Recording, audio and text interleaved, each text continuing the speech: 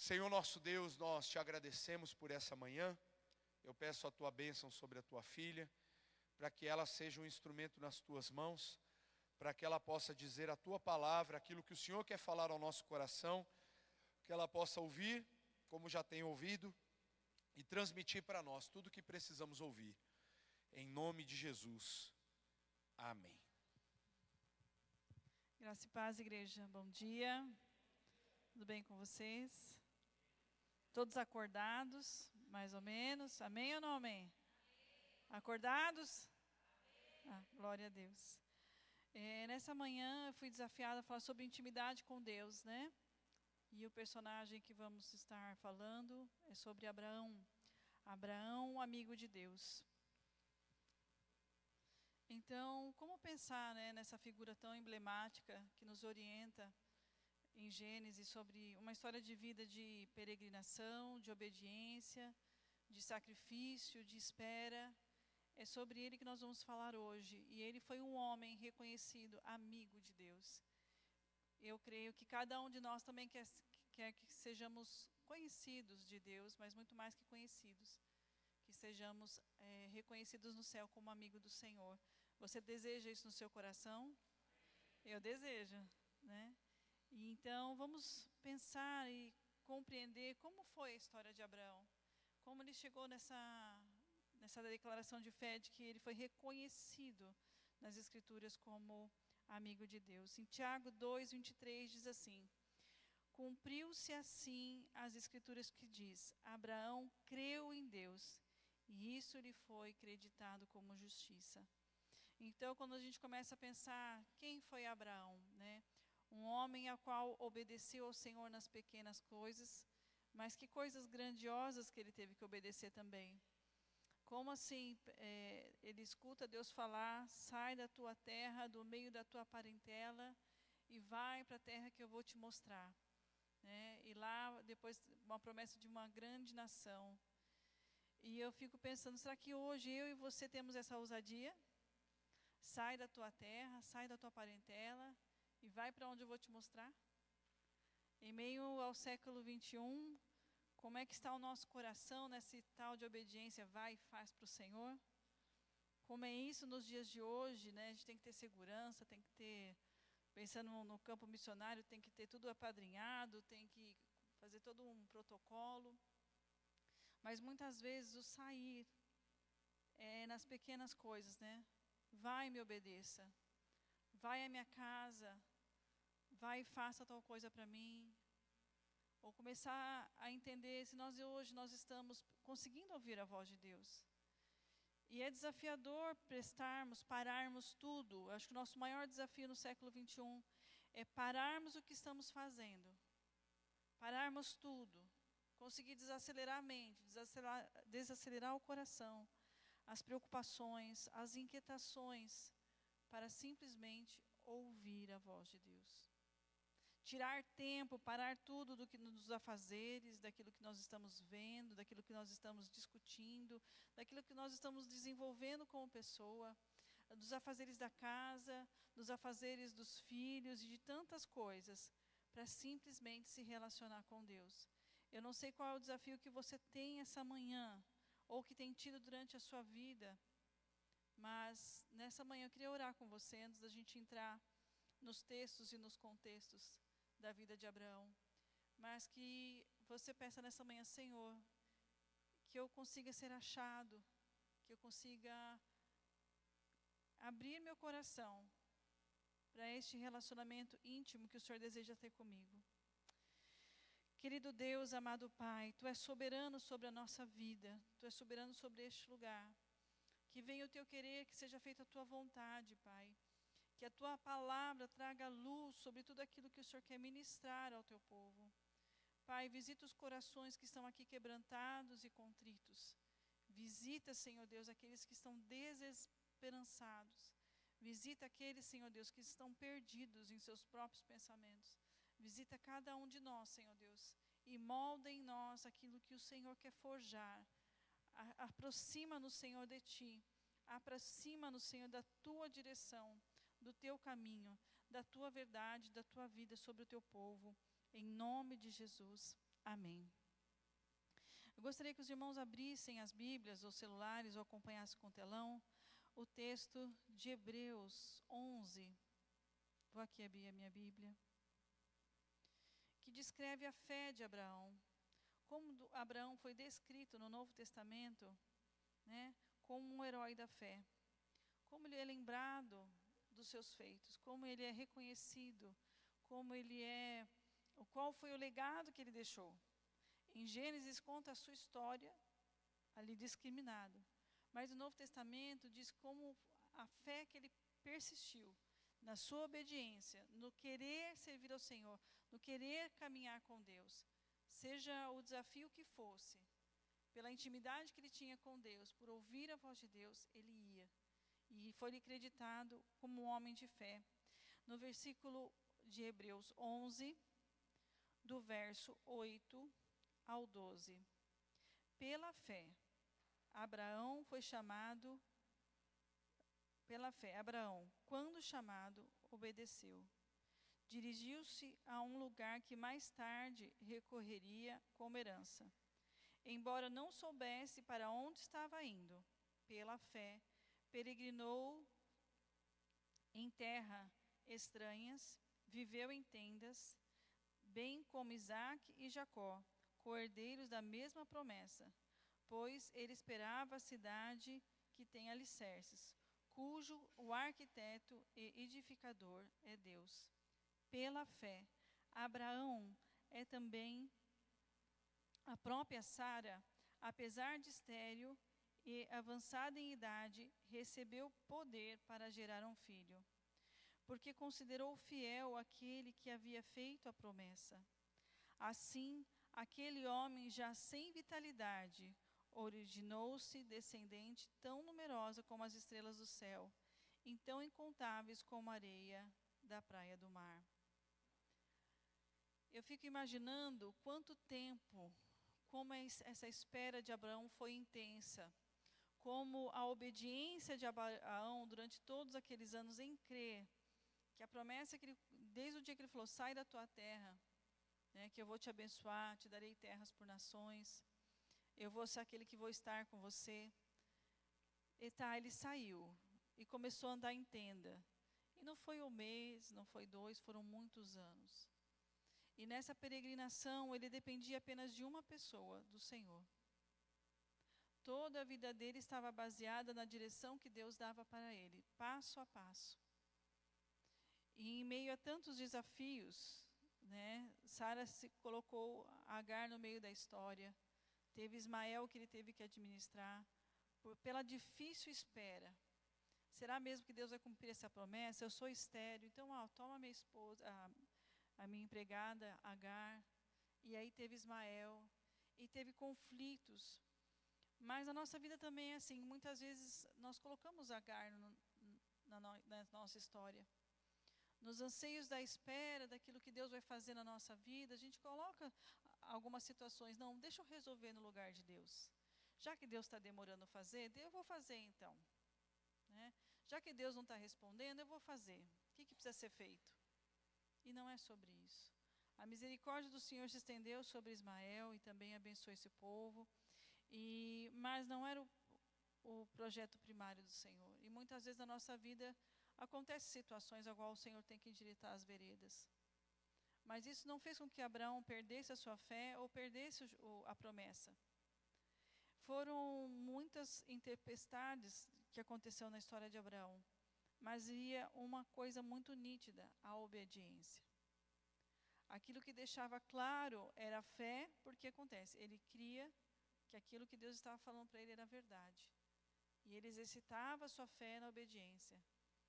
E ele exercitou sua fé em obediência em clamar por Ló.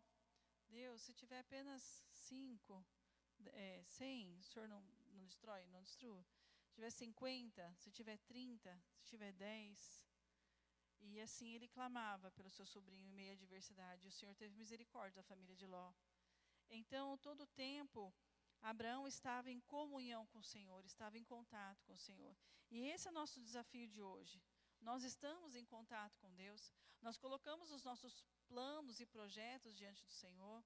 As guerras que nós enfrentamos, seja ela no serviço, seja ela na faculdade, seja ela em qualquer área, na nossa família, nós colocamos esses desafios. Senhor, o que eu tenho que fazer?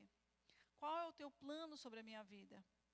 Deus, o quanto mais eu tenho que esperar? Eu não acredito que para Abraão não deve ter sido fácil esperar. Esperar, ver ele na velhice, né, a sua esposa já bem idosa, e o anjo chegar e falou, não, a sua esposa o ano que vem vai estar com os filhos no braço. E própria Sara riu. Na humanidade dela, ela riu. Não é que ela não tinha fé, mas era muito utópico. Ela já estava com idade muito avançada. Será que mesmo sendo crentes de idade avançada, a gente consegue permanecer crendo no poder soberano de Deus, de fazer gerar sonhos, gerar projetos na casa do Senhor? Que aquilo que Deus prometeu, às vezes, na nossa adolescência, quando a gente se converteu, seja chamados ministeriais, seja o que for. Será que, Deus, não aconteceu ainda, um dia vai acontecer? Será que aquela promessa que o Senhor me fez lá na juventude vai acontecer? Abraão teve que esperar muito tempo. Sara também. Ao ponto da própria parte biológica já não funcionar. Tanto que a parte biológica realmente foi um milagre de Deus na vida de Sara. Será que muitas vezes a gente também, no meio do caminho, a gente se esquece do que Deus prometeu? Será que a gente esquece que Deus tem a capacidade de virar o jogo? Basta uma palavra do Senhor e acontecer? E dito e feito, depois de 1 ano, Sara estava com Isaac no colo. Mas eles exerceram uma coisa, eles permaneceram crendo. Então, nosso desafio como cristão não é simplesmente aceitar Jesus, mudar o caráter, continuar caminhando. É não deixar de crer. Não apenas não deixar de crer que Deus é o Todo-Poderoso, mas que as promessas que o Senhor fez na nossa vida vão se cumprir. Há um tempo certo debaixo do céu para todas as coisas. Mas nós, seres humanos, não controlamos esse tempo. Quem controla o tempo e o espaço é o Senhor. E Deus é especialista de fazer o milagre. Ele gosta de que a evidência daquilo que Ele vai fazer venha dEle, não de nós. Se Abraão tivesse recebido a promessa, desse uma peregrinadinha de uns 2 anos, e aí a Sara já começasse a ter filhos, e filhos, e filhos, e filhos, não seria comum? Seria normal. Por que será que Deus trabalhou no profundo do coração deles, da estrutura deles, para que de fato a descendência do seu povo viesse deles? Talvez a gente não saiba o trabalhar do profundo que Deus tem na minha vida e na sua, para que de fato Ele entregue a promessa que Ele te concedeu. Os planos do Senhor não são frustrados, mas Ele forja o caráter do seu povo para poder entregar as promessas. Ele testa a fé assim como Ele testou de Abraão, tipo, vai e sacrifica Isaac. Sacrifica a promessa. Não bastasse ele ter nascido na tenra idade, lá bem velhinho, já muito avançado. Ele cresce. Aí Sara fala, expulsa essa mulher daqui com esse menino. E o Senhor fala, obedeça a Sara, faça o que ela mandar. Então, entre conflitos familiares, entre as resoluções de promessa, agora Isaac chegou, está tudo bem, vai cumprir a promessa, era isso que precisava, já expulsei Agar com Ismael, já não tem mais briga aqui em casa. Ufa, acabou os conflitos, agora o Senhor entrou, está tudo em ordem, eu estou bem com a Sara. O que o Senhor pede? Pede seu filho. Não, agora você vai e oferece Isaac como sacrifício. Será que foi fácil para Abraão? O que nós temos sacrificado pelo Senhor um domingo de manhã? Uma leitura matinal? O que Deus tem pedido para nós que nós não temos sacrificado? Não precisa, já cumpriu a promessa. Já estou casada, está tudo bem, meus filhos estão bem, está tudo em ordem. Para que sacrificar agora? Agora que a casa está arrumada, que está tudo bem, mas falta algo. Deus provou a fé de Abraão naquilo que estava o seu coração. Meus irmãos, onde está o nosso coração? Será que o nosso coração está nos nossos filhos, no nosso marido, no nosso emprego, na nossa carreira? Onde está o nosso coração? Porque o nosso coração tem que ser do Senhor. O nosso coração tem que estar rendido ao Senhor. Não é sobre as coisas, não é sobre os eventos, não é sobre a família. A salvação ela é individual. E Deus provou a Abraão naquilo que era mais precioso, porque ele esperou tanto. Ele esperou tanto. Ele teve que resolver tantas questões, até que se estabelecesse o equilíbrio na sua história. E quando tudo vai bem, Deus fala assim, então, agora eu quero Isaac. Eu imagino a angústia de Abraão de não questionar ao Senhor. A angústia de crer que Deus poderia ressuscitar Isaac. E ele vai. Ele vai com seus servos até certo ponto, depois deixa os servos ali, fiquem aqui que só vai eu e Isaac. E Isaac pergunta ao seu pai, pai, cadê o cordeiro? Cadê o bichinho para sacrificar? E aí, Abraão coloca o seu filho para o sacrifício. Mas depois, quando de fato ele está disposto a entregar o seu filho, então o Senhor provê o cordeiro. Muitas vezes Deus vai testar a nossa fé no último. Tirar-nos de nós ou pedirmos para nós aquilo que é mais importante no nosso coração. Aquilo que damos mais valor. Será que hoje nós estamos dispostos a colocar nas mãos do Senhor aquilo que Ele tem pedido para nós? Abrir mão daquilo que é mais precioso aos nossos olhos, que a gente pode pegar, né? Deus a gente não pode pegar, a gente só pode sentir, compreender a palavra e viver pela fé. Mas Abraão fez isso. E por que todas essas questões? Porque não bastava o que Abraão falava. Foi-lhe creditado esse texto de Tiago, fé e obras, que é o contexto que nós vamos abordar um pouquinho, porque as atitudes de Abraão é que definiram as suas obras. Não bastasse ele crer em Deus e confiar em Deus. Ele se dispôs a obedecer. Ele se dispôs a ir. Ele se dispôs a fazer tudo o que era necessário. Abrir poço, ir para tal terra, continuar peregrinando, continuar obedecendo, continuar resolvendo os conflitos, persistir até que de fato conseguisse ver uma luz no final do túnel, que é o neném nascendo. Então, muitas vezes a gente não compreende os processos ao qual o Senhor nos permite passar, para que nós nos tornemos amigos dEle. Em todo o tempo o Senhor estava com Abraão, e uma coisa me chama muita atenção. Pode passar o próximo slide.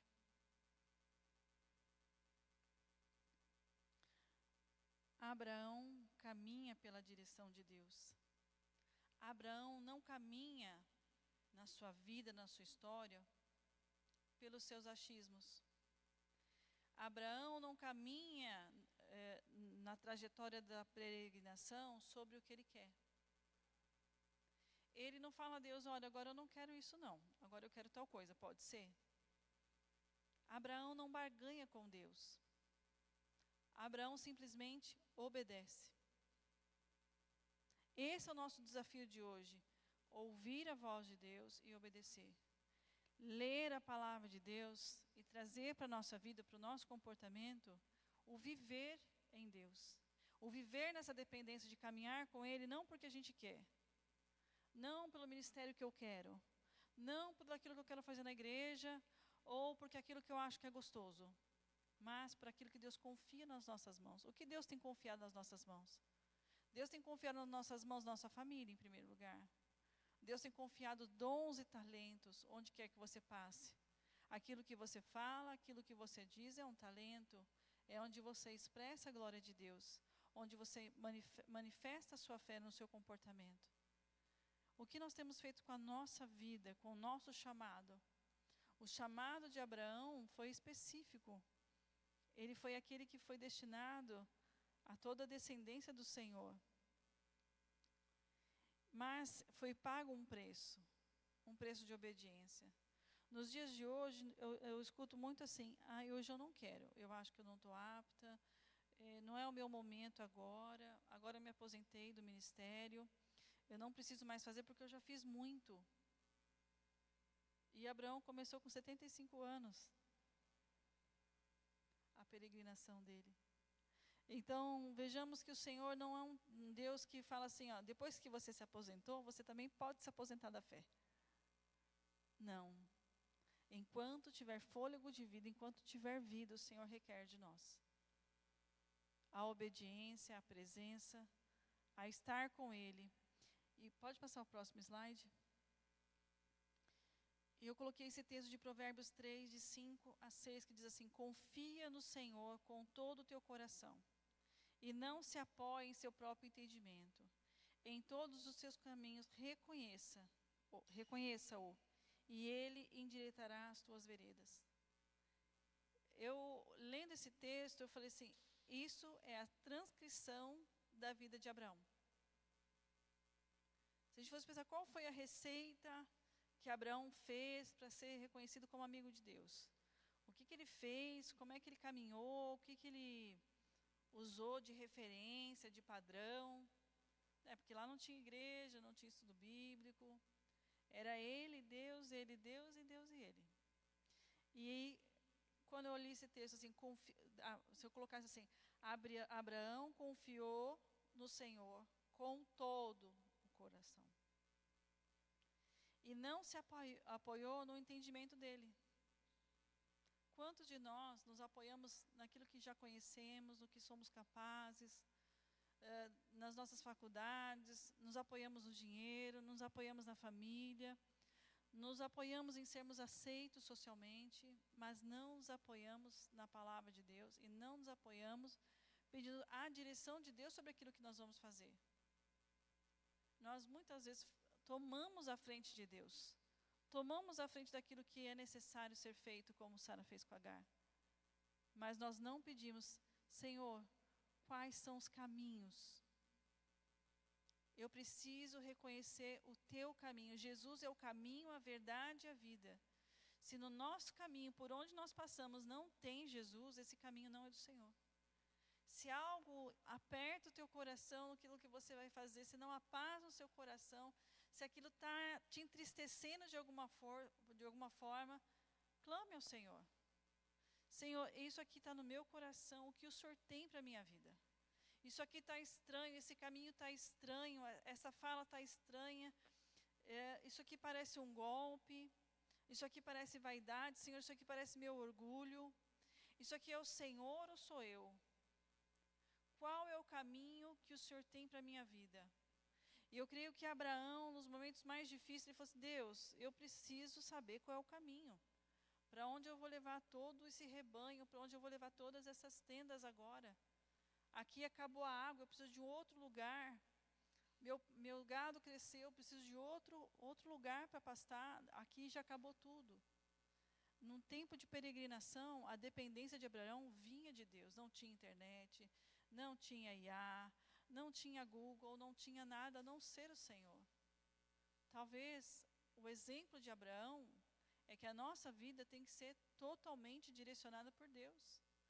O que está no nosso coração tem que estar no altar do Senhor, porque isso agrada a Deus. Isso não é uma receita de bolo, é uma direção para a nossa vida. A palavra de Deus nos dá a direção para a nossa vida. Então, Abraão confiou no Senhor de todo o coração e não se apoiou no seu entendimento. Não se apoiou nas capacidades, nas habilidades humanas. Não é que Abraão não tinha capacidade de escolher onde ele ia pastar, onde ele ia levar o rebanho, onde ele queria, onde ele achava mais bonito. Mas ele se preocupava com uma coisa: onde Deus quer que eu vá? Onde o favor do Senhor está estabelecido sobre a minha vida? O que quer que eu faça, o que o Senhor quer que eu faça? Porque eu acredito que Abraão queria muitas coisas e tinha muitos anseios. Mas ele abriu mão do seu entendimento. Não é que ele emborreceu não, gente. Ele simplesmente falou, Deus, a tua vontade é soberana. Será que nesta manhã a gente pode nos desafiar a falar: Senhor, a tua vontade é soberana na minha vida? Deus, onde está o meu coração? E essa semana foi uma semana muito difícil para mim, porque o Senhor me confrontou muito. Onde estava o meu coração? E em meio a tantas coisas, Deus falou no meu coração: meu coração está irado. Eu falei: Deus, como é que eu vou falar isso para a igreja? Meu coração está irado. Por quê? Porque todos estão fazendo muitas coisas, mas não para mim. O coração deles não estão mais na minha presença. Eu falei: mas Senhor, mas está tudo funcionando. Eu falei: filha, eu conheço o coração. Eu conheço o coração do meu povo. Eles precisam se voltar para mim. Eles precisam voltar para o caminho. Eles precisam se lembrar que eu sou Deus. Eles precisam se lembrar que eu não os esqueci. Que eu continuo sendo o mesmo Deus ontem, hoje e sempre. Mas também eu sou um Deus que tenho ira. E que não aceito mais de qualquer jeito. Eu não aceito pequenas coisas. Eu não aceito mais. Eu não aceito aquilo que eles querem. Eles precisam entender o que eu quero. Aquilo que eu confiar na mão deles é para eles fazerem, não para eles escolherem o que eles querem fazer. Não é sobre eles, é sobre mim, é sobre a minha obra, é sobre aquilo que eu quero para a igreja. Não é sobre gosto, não é sobre afazeres, é sobre a minha vontade. É sobre aquilo que eu quero estabelecer neste lugar. É sobre aquilo que eu quero derramar, mas eles precisam entender que o coração deles não estão na minha presença. Eles não me querem. Eu quero abrir a comporta do céu, mas eles não querem. Eles caminham de um lado para o outro, de um lado para o outro em rebeldia, e eles não olham para mim. Meu coração está irado. Aquilo que eu quero fazer, aquilo que eu quero derramar, mas eles não olham para mim.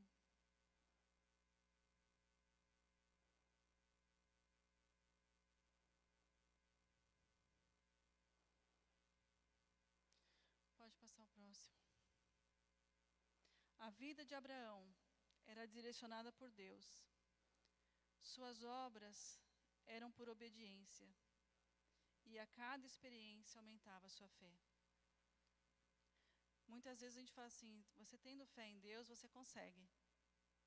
Mas muitas vezes quando a gente entra na obediência da voz do Senhor, o Senhor acrescenta fé. Quantos de nós já não passou, eu orei e Deus curou, né? No caso da minha filha Letícia, ela tinha febre, tomava anticonvulsivo aos 2 anos. E Deus falou: eu curei tua filha, para de dar o remédio. E nós paramos de dar o remédio por fé e ela passou a semana inteira com febre sem convulsionar. Nós obedecemos. Não é um padrão, não é algo que a gente recomenda, a não ser com uma direção muito clara do Senhor. Mas aquela semana foi uma semana de febre, gente, 39, todos os dias. Para Deus mostrar que Ele tinha curado. Porque quando ela tinha uma febre de 37, ela convulsionava. A gente tinha que correr no hospital para ver o que ia fazer. Então, muitas vezes, essa fé ousada em obediência, Deus quer uma fé que a gente fala assim: Senhor, eu vou obedecer.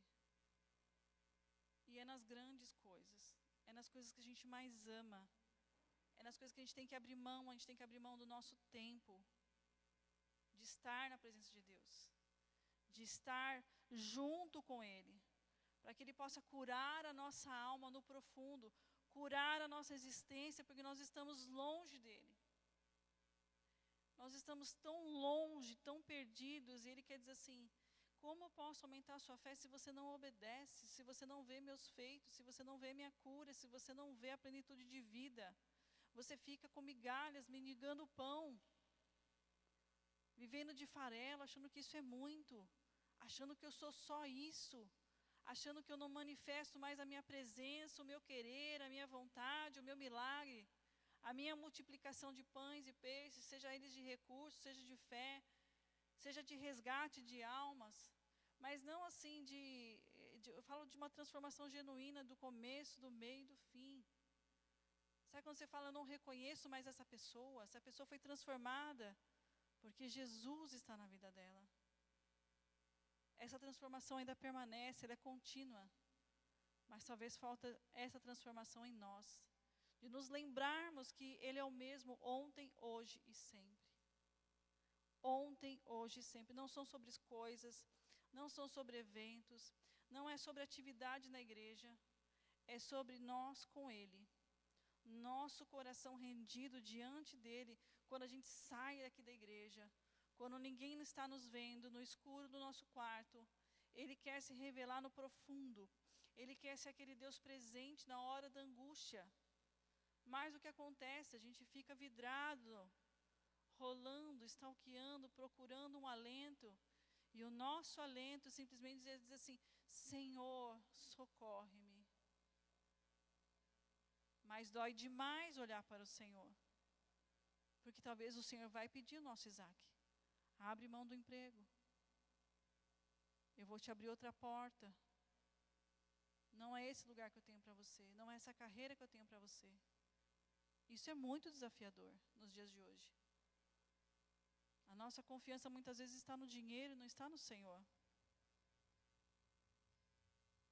Como viver pela fé novamente? Como viver segundo a vontade do Senhor? Pode passar o próximo slide.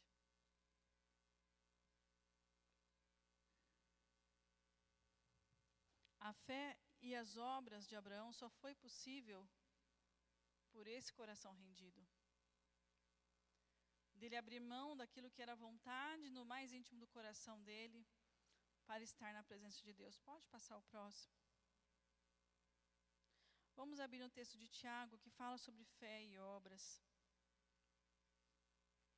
Você pode acompanhar aqui, eu vou abrir aqui também. Geralmente, quando a gente contextualiza esse texto, a gente fala muito sobre obra social, viúva, órfão. Isso é o contexto mesmo. De como nós podemos fazer o melhor pelo nosso irmão, de não fazer acepção de pessoas, de acolhermos a todos, sejam eles ricos, sejam eles pobres. E a fé sem obras, ela é morta. Então, isso é algo muito profundo, porque se a nossa fé sem obra ela é morta, se a gente pensar na vida de Abraão, a fé sem obediência ousada de Abraão, nós estamos mortos.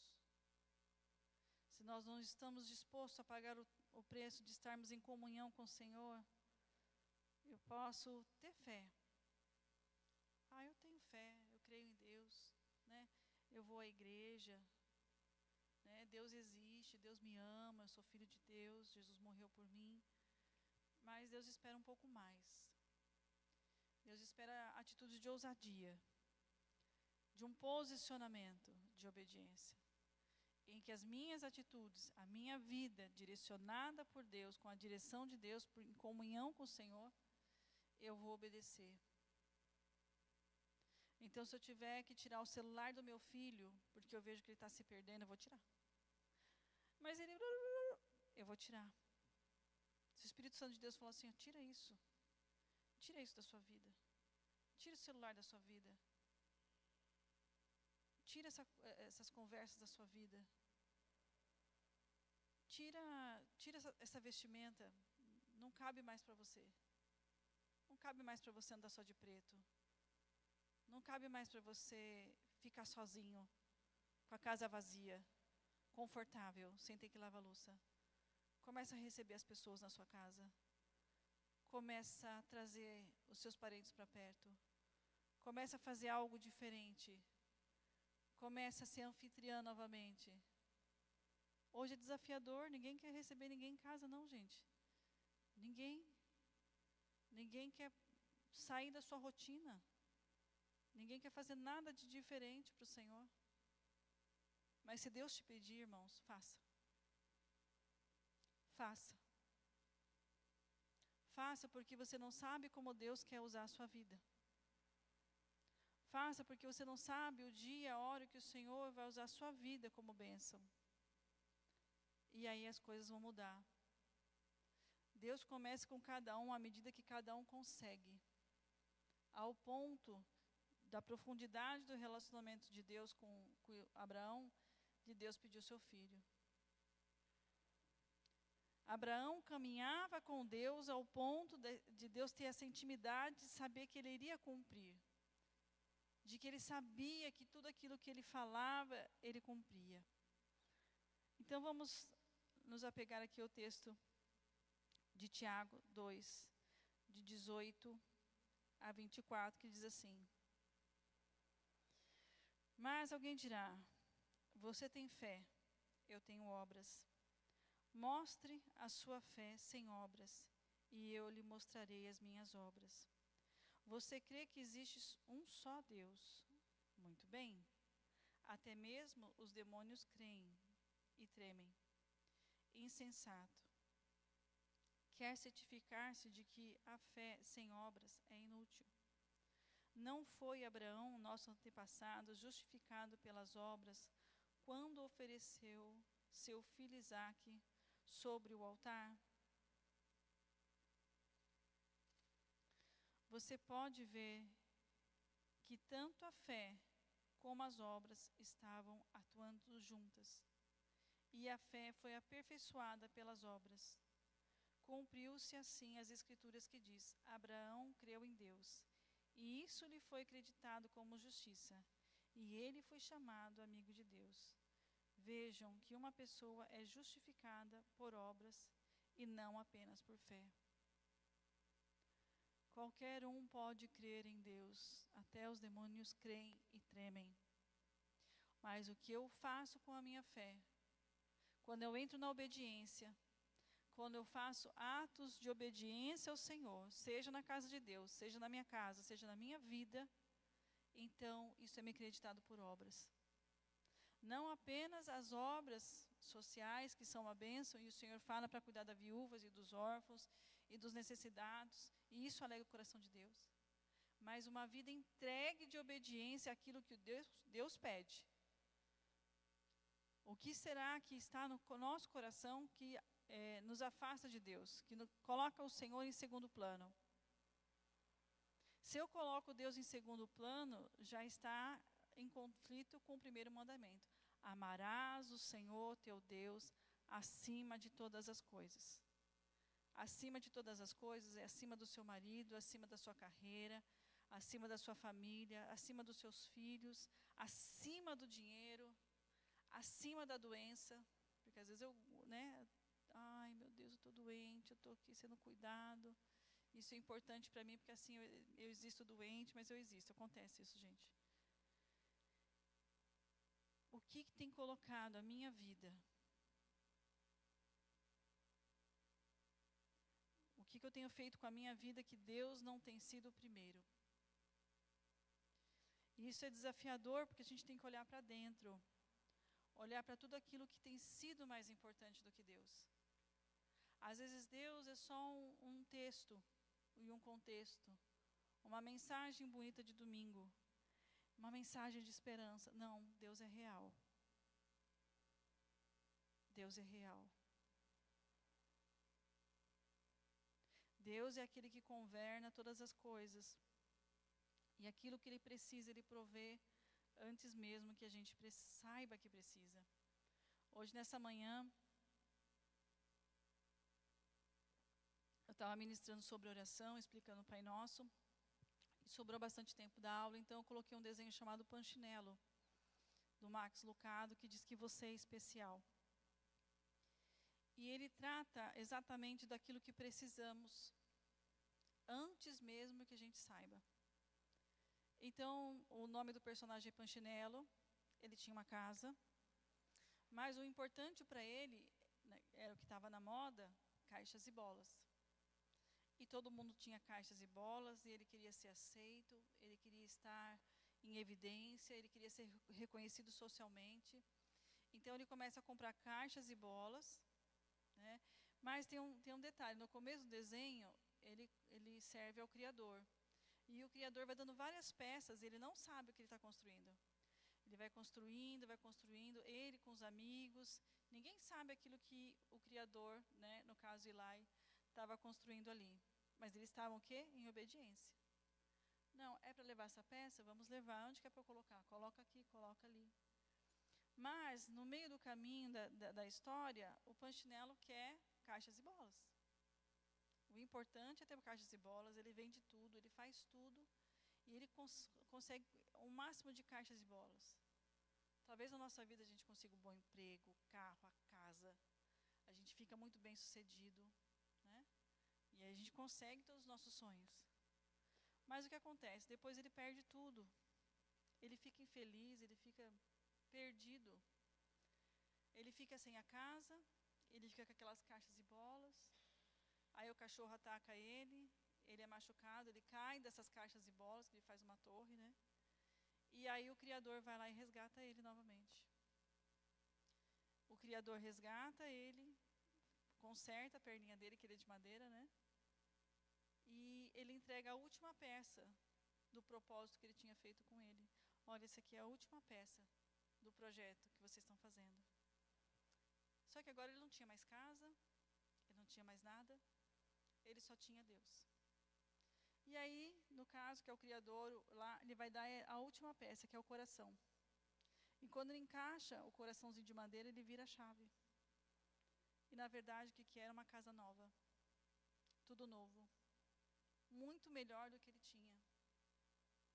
Irmãos, quando a gente confia em Deus, Ele trabalha na nossa vida antes mesmo de pedir alguma coisa. Ele sabe o amanhã. Ele sabe que você pode se perder nos seus devaneios, nas suas vontades. Ele sabe o dia de amanhã. E antes que a gente peça alguma coisa para Ele, Ele já estava endireitando as veredas desse personagem, no caso. Ele já estava trabalhando sobre a vida dele sem que ele soubesse. E quando ele entrega essa última chave, que é o coração que abre, é como se Deus falasse assim: olha, eu estou te entregando tudo aquilo que você precisa, além do que você podia imaginar. A vida de obediência é assim. Há momentos que a gente pode se perder nos nossos devaneios, mas permanecer no Senhor. Permanecer buscando o Senhor. E o Senhor nos resgata. Além do Senhor nos resgatar os nossos propósitos, Ele nos entrega algo ainda melhor, maior, daquilo que a gente poderia pedir. Antes que a gente peça, Ele já faz. Porque Ele já tem um propósito lá na frente. Ele passou meses construindo uma coisa que Ele não sabia. Eu não sei aquilo que o Senhor tem forjado na sua vida, na sua história. Você fala assim: isso aqui não tem fim, isso aqui não tem propósito, são só peças soltas. Eles ficavam no desenho, eles ficam conjecturando. Depois, se quiser, assiste Você Especial, do Max Lucado. E ele ficava conjecturando: isso aqui é para ver as montanhas. Isso aqui é para a gente admirar os pássaros. Porque estava tudo esparramado, né? As peças. Mas quando ele encaixou a última peça, ele viu o propósito do Senhor. Abraão só viu o propósito do Senhor depois de ter colocado o filho deitado para sacrifício. Aí veio o cordeiro. Quando o Senhor forja a nossa fé, a gente tem que ir até o final. E às vezes Deus fala: não, filho, até aqui. Até aqui, eu só queria saber se você seria obediente. Eu não vou tirar o teu emprego, eu não vou tirar a tua coisa. Eu só queria saber se eu sou mais importante na sua vida. Às vezes Deus coloca situações na nossa vida, não é porque Ele não nos ama, é porque Ele quer ver onde está o nosso coração. Aonde está a nossa fé? Se nós estamos realmente dispostos a obedecê-lo. Isaac não foi sacrificado, mas foi nessa hora que ele falou: Ele me ama. Ele me ama acima de todas as coisas. Então foi através desse posicionamento de Abraão, de abrir mão do filho esperado, que o Senhor deu um escape e foi lhe creditado como obra. Muitas vezes, servir ao Senhor requer sacrifício. Mas não há sacrifício de dedicação, de voluntariado, de obediência, de caminhar junto no discipulado, né, que o Senhor não dê um escape, que o Senhor não trabalhe na nossa vida. Eu creio que a fé de Abraão aumentou muito mais na confiança de Deus, dizendo assim, nossa, realmente Deus é fiel. Por mais que eu entregasse o meu filho ali, o Senhor o poupou. Bendito seja o Senhor. Eu não sei qual o desafio que o Senhor vai propor para nós, como igreja, como filhos do Senhor. Mas eu creio que Deus quer algo excelente. Algo que seja fora dos padrões. Algo que transcenda o nosso entendimento daquilo que nós já somos capazes de fazer. Mas daquilo que Ele quer fazer. Daquilo que Ele quer ser glorificado. Para que todos saibam que Ele é Deus sobre a nossa vida e sobre a nossa história. Não é sobre aquilo que nós somos capazes de fazer, mas é um ouvido e um coração obediente, nas pequenas e nos grandes desafios. Pode ser uma porta, pode ser o pão, né? Eu vejo as meninas fazendo pão missionário. Todo sábado 10 pães. Todo sábado 10 pães. Sova, assa e faz. E elas estão persistindo ali e tem sido uma bênção para quem come, mas tem sido pago um preço de obediência. Ah, vamos fazer tal coisa. Vamos.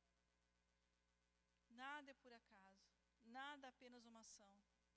Toda vez que a gente faz algo para evangelismo, para romper em fé, agrada o coração de Deus. Pode passar? E eu queria abrir em Romanos 12, 2. 1 e 2. Portanto, irmãos, rogo-lhes pelas misericórdias de Deus, que se ofereçam em sacrifício vivo, santo e agradável a Deus. Este é o culto racional de vocês.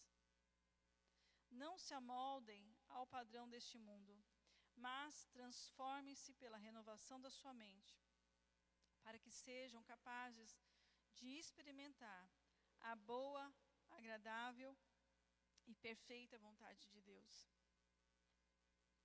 Quando o mundo diz assim, não precisa fazer mais nada, já fiz muito, foi o tempo que eu fazia sacrifício, foi o tempo que eu levava meus filhos pequenos na igreja, foi o tempo em que eu praticamente quase dormia na igreja, né?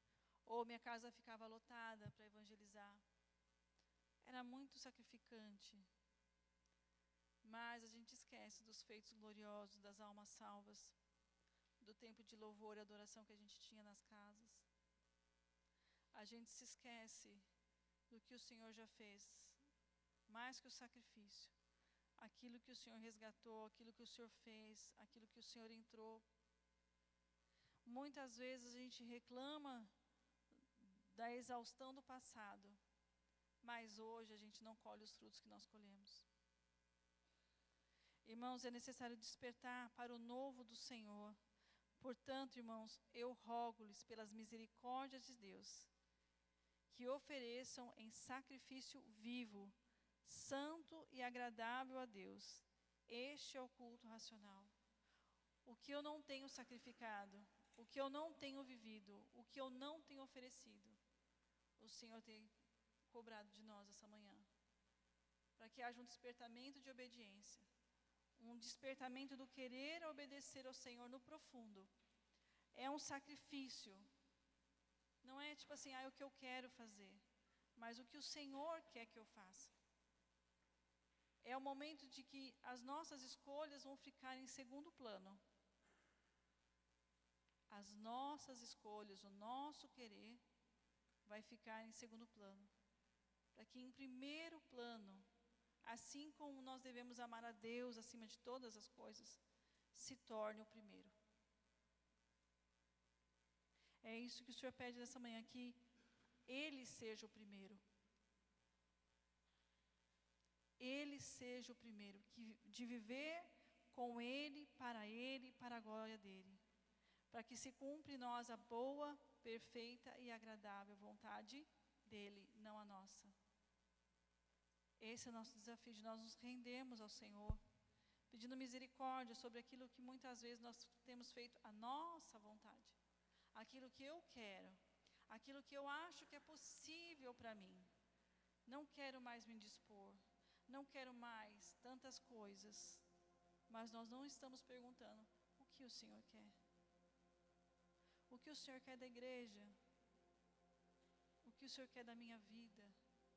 O que o Senhor quer da minha história? É sobre Ele agindo na nossa vida.